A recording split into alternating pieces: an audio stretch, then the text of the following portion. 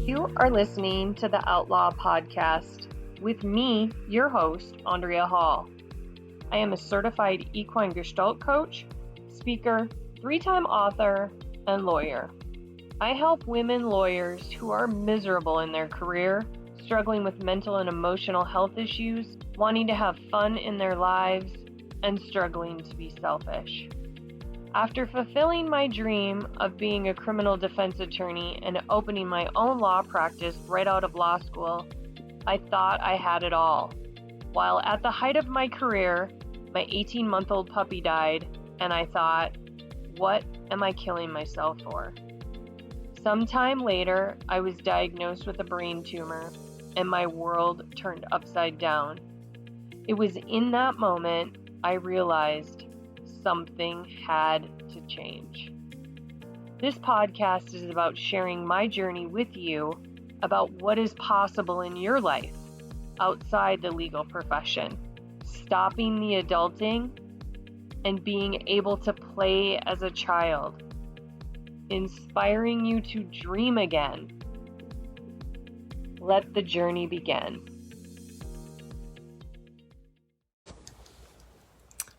Hello, and welcome back to another episode of Outlaw. I'm your host, Andrea Hall.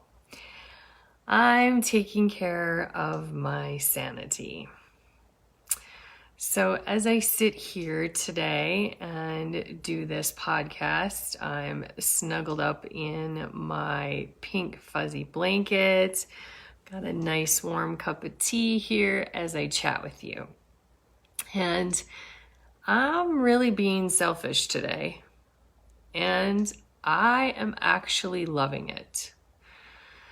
I think this is the first time in a long time that I can remember truly putting myself first and being selfish.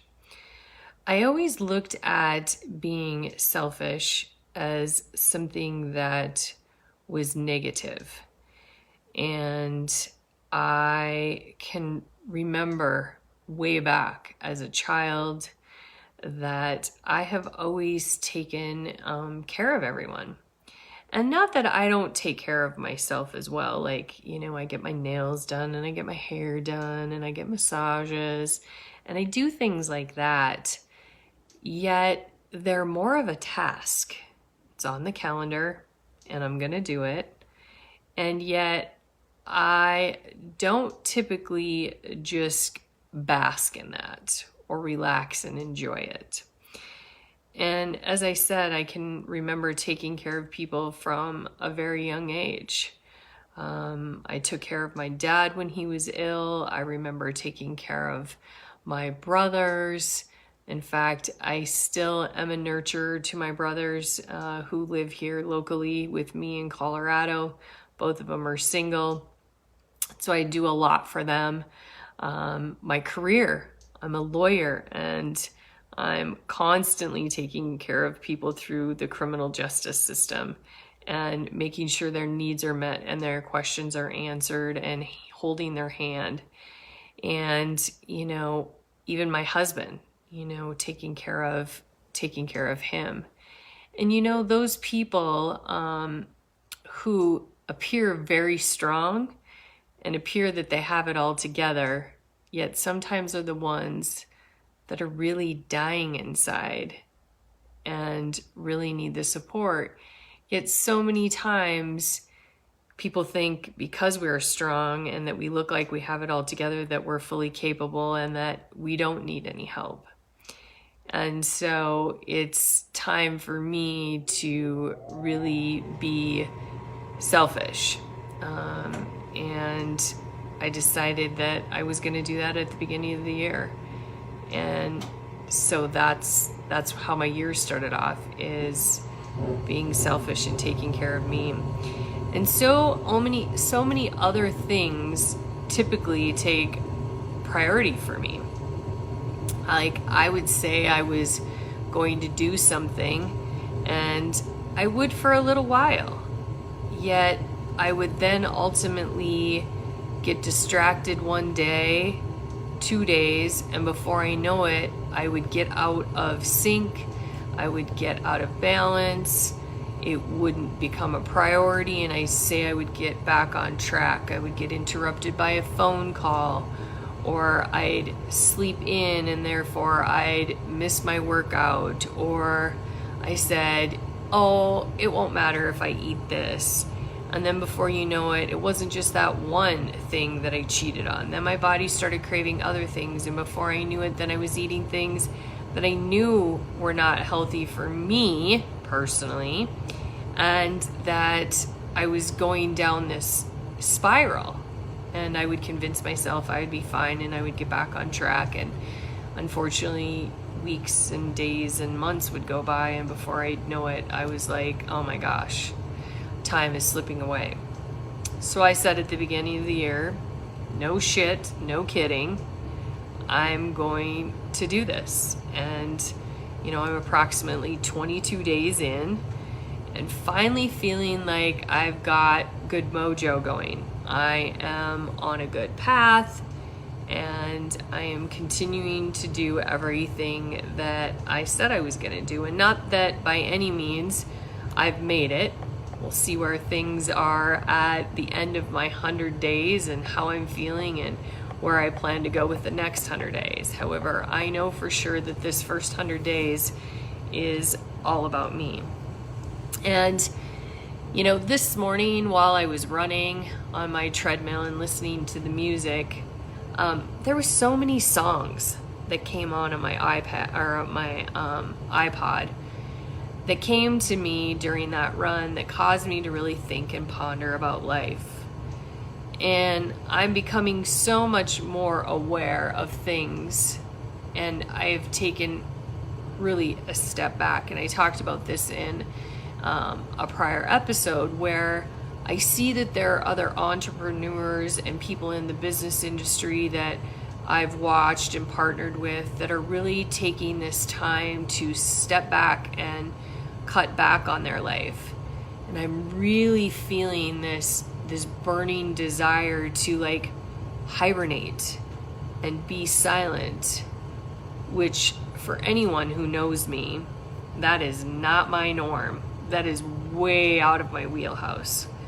I am somebody who's a talker and who's busy and is moving and shaking. And so for me to really take that step back has been a huge thing for me. And I've been on a 21-day cleanse, and I can feel that things are shifting and changing in my body. And of course, I'm working out, so that's obviously helping. I was shocked though the other day when I was approached on LinkedIn.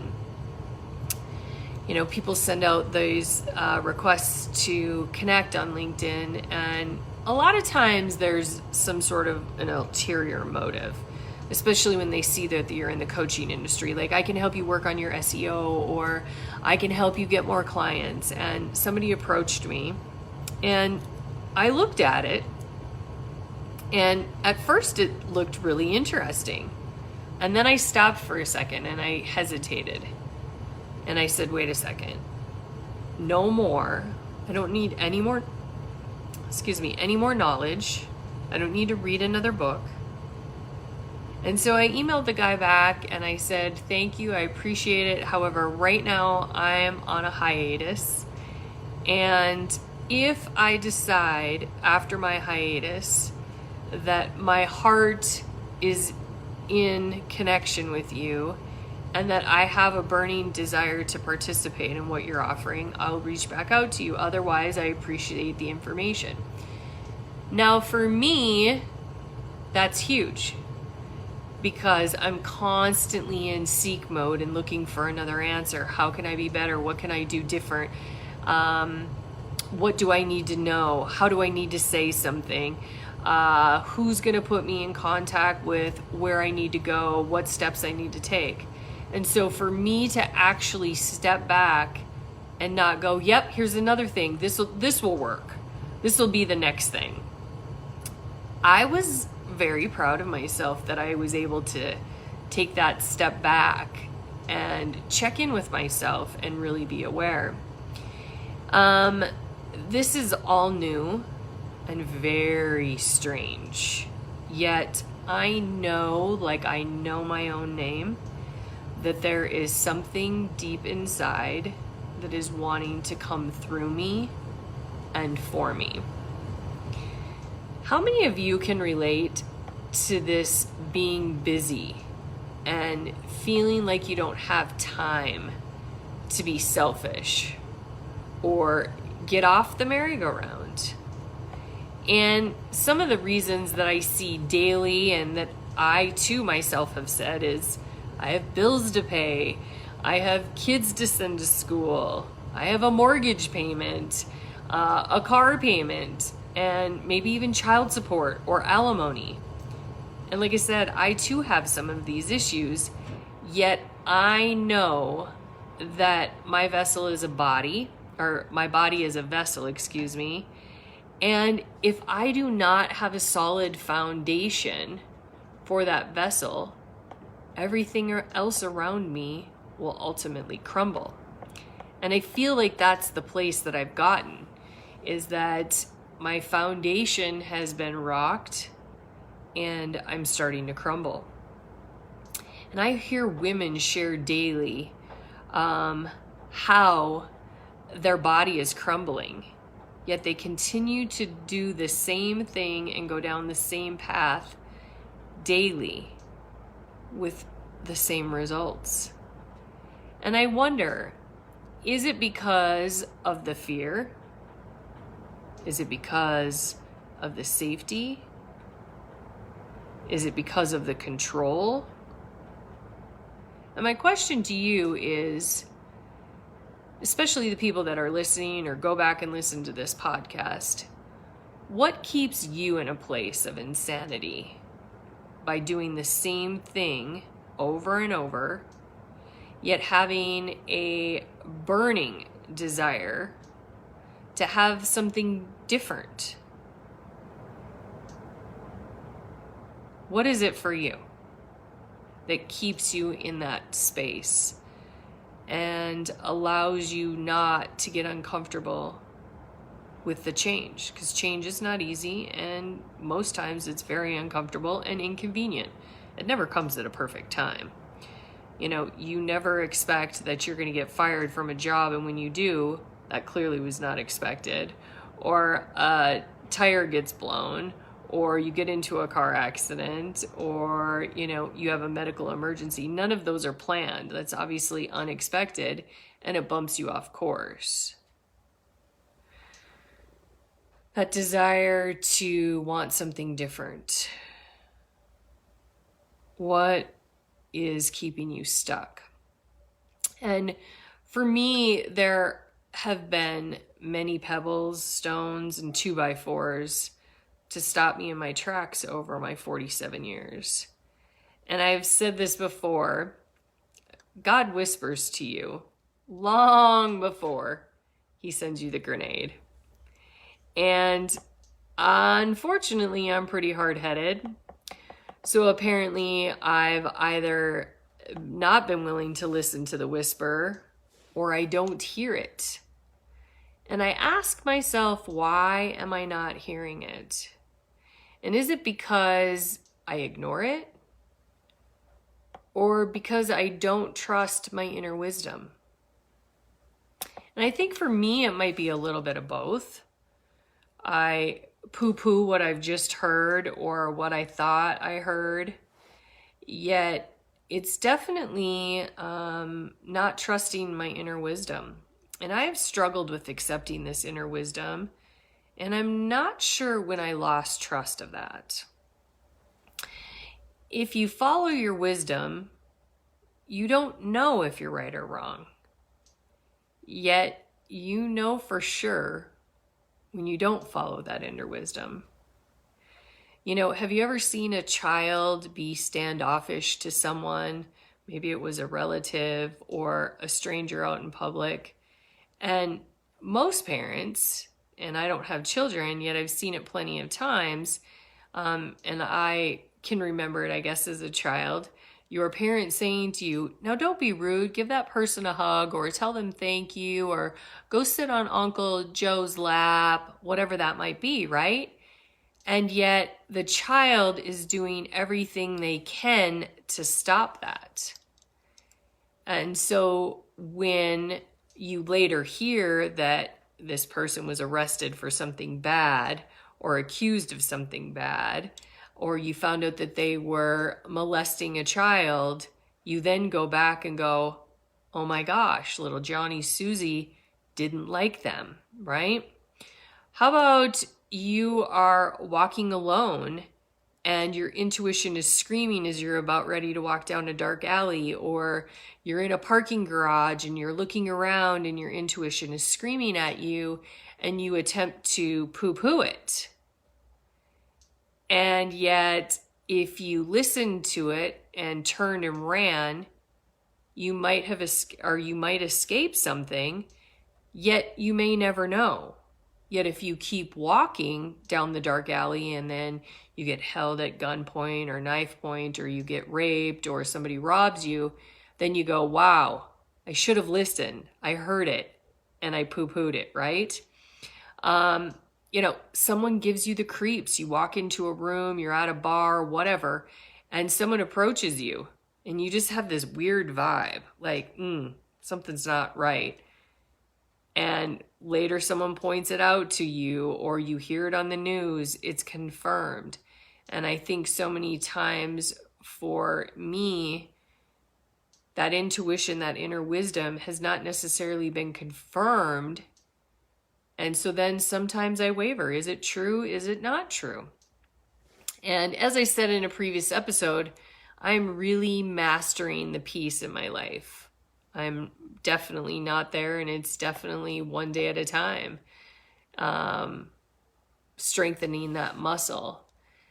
And if you're looking at mastering the peace, I would love for you to share how you are doing that. Give us some tips on what you do every day to master your peace. And if you want to learn more about what I do with the horses and how I can help you further work on mastering the peace, drop me a line to get scheduled for a free moment of truth session. Thank you for tuning into another episode of Outlaw. Thanks for tuning into another episode of Outlaw. There is life after litigation. If anything I said in this episode resonates with you, call for a free exploratory session to see how I can help you. My horses will give you instantaneous feedback, unlike traditional talk therapy. You will shift your awareness into real time with the help of a horse. The horses are like lie detectors, flushing out limiting beliefs with a swish of their tail, a shift of their 1,200-pound body, or a simple unwillingness to move. Horses have a way of seeing into the window of our souls. Horses have been connected to humanity since the dawn of time. Their hearts can heal and mend our broken hearts. Simply standing in their presence can change our lives forever, putting the puzzle pieces back together and returning us to wholeness. Horses are restoring the parts of us that have been missing. You can call us at 970-682-4405 to set up your appointment today. Want to be inspired daily? See about our latest events or purchase a copy of my books? Go to our website at www.witherswhisper.com. That's www.witherswhisper.com. Or you can follow us on any social media venue at Withers Whisper. Until the next episode, listen to the whispers.